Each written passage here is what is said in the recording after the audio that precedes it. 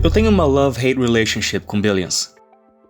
O seriado da emissora Showtime, que começou como uma trama básica de gato e rato entre o procurador do Distrito do Sul de Nova York, Charles Rhodes, interpretado pelo sempre brilhante Paul Giamatti, e o bilionário investidor Robert Axelrod, interpretado pelo também muito talentoso Damian Lewis, faz um ótimo trabalho com o desenvolvimento de seu enredo.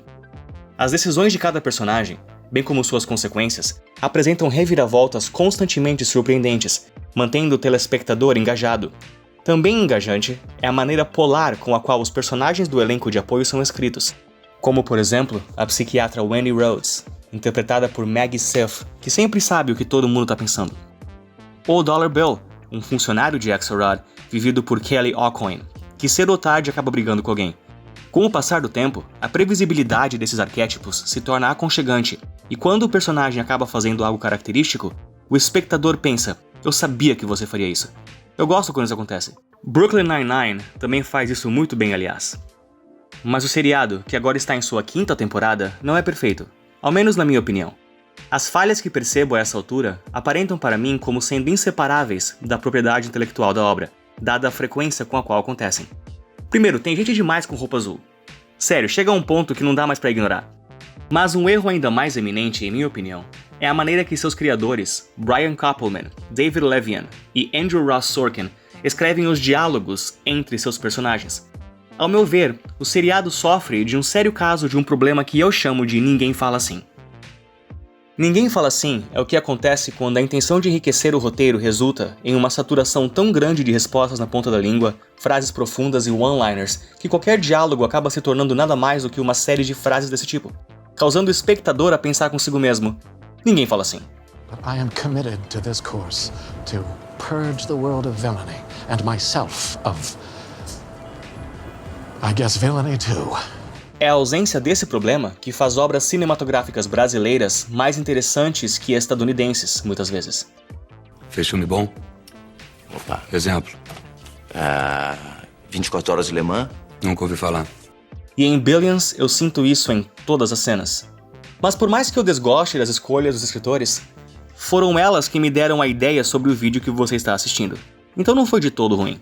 O trecho em questão se encontra no 2º episódio da 5ª temporada, durante uma conversa entre Rhodes e o personagem Adam DeGiulio, interpretado por Rob Morrow. No meio da conversa, DeGiulio faz a seguinte pergunta. What's your driver? Eu sou o Mr. Maia, e bem-vindos ao 2º episódio de Inglês na Arte. Se você está gostando dessa série e acha a gramática de inglês fascinante como a gente, não esqueça de testar o nosso curso em mrmaia.com.br. Garanto que você vai gostar. Agora vamos lá. Quando você ouve a palavra driver, o que vem em mente? Talvez motorista? Se for o caso, estaria correto. Mas na cena que assistimos, DeGiulio não estava interessado em saber quem era o motorista de Rhodes. Então o que ele quis dizer? No inglês, quando um verbo acaba com o sufixo er, a palavra se torna um substantivo, significando alguém ou algo que faz a ação em questão. Worker significa trabalhador, player significa jogador e assim vai. Então driver também significa motorista, sim.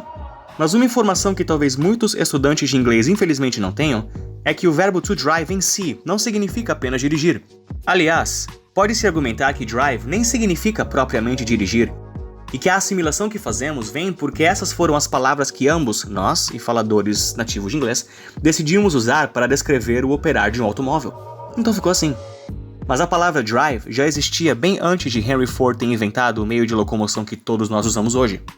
Se pesquisarmos a etimologia do verbo to drive, encontraremos uma variedade de influências, vindas de uma variedade de idiomas.